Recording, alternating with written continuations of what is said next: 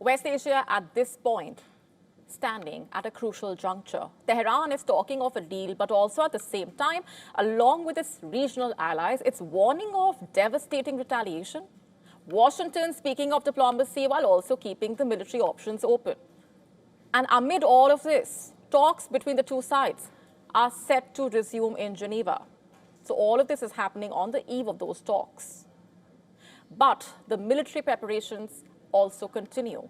So the question is this the last chance for peace or the final countdown to a regional war? We are decoding all of this for you on Gravitas tonight. And we are starting off with Iran's Revolutionary Guards Navy holding a major drill in the Strait of Hormuz earlier today, aimed at what Iran says is testing the readiness of operational forces in the face of possible security and military threats.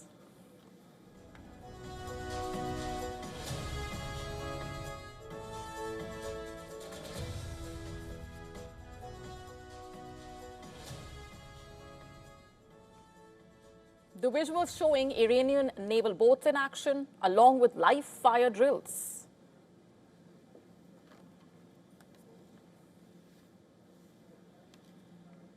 Now, just for context here, Iran earlier threatened to close the Strait of Hormuz in retaliation against any attack. And such a move could potentially choke a fifth of the global oil supply, also sending out crude oil prices to rise sharply in that scenario.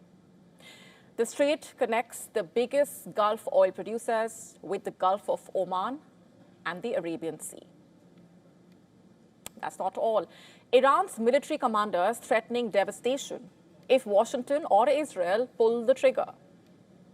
Major General Saeed Abdulrahim Mousavi, the chief of staff of Iran's armed forces, publicly warning U.S. President Donald Trump to think twice before considering military action.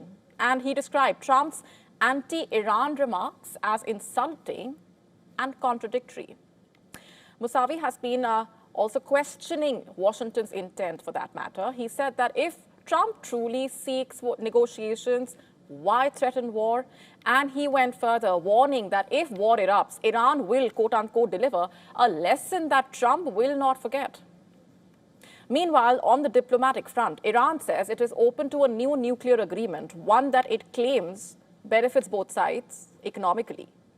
In fact, Iran's Deputy Foreign Minister for Economic Diplomacy has said that any deal must guarantee tangible gains for the United States, including cooperation in oil, gas, mining, even aircraft purchases, further claiming that the 2015 nuclear pact failed because it did not secure American economic interests.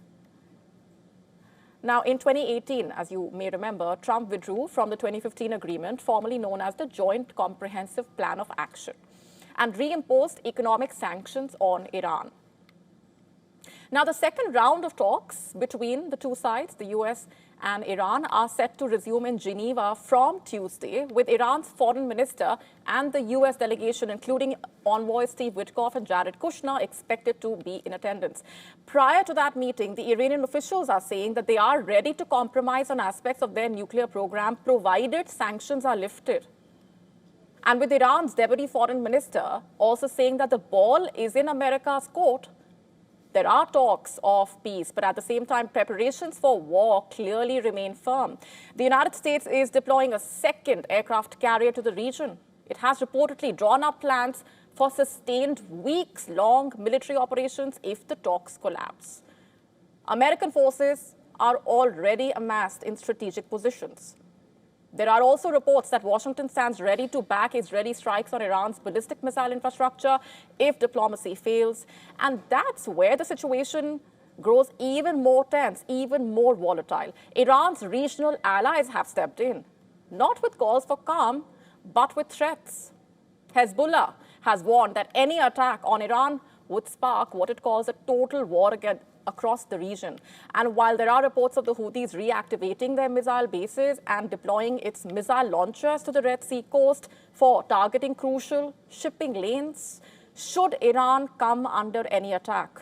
While Hamas has also warned Israel and the US that any war against Iran amounts to an attack on the entire Muslim world. Even the Taliban, for that matter, now voicing support for Iran, stating that Afghanistan would assist Tehran if the US launches strikes, while also claiming it prefers diplomacy over war.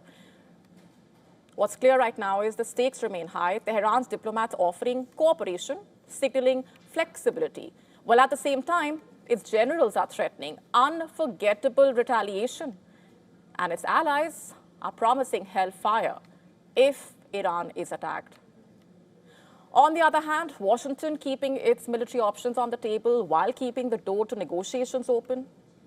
Which path will prevail is the question.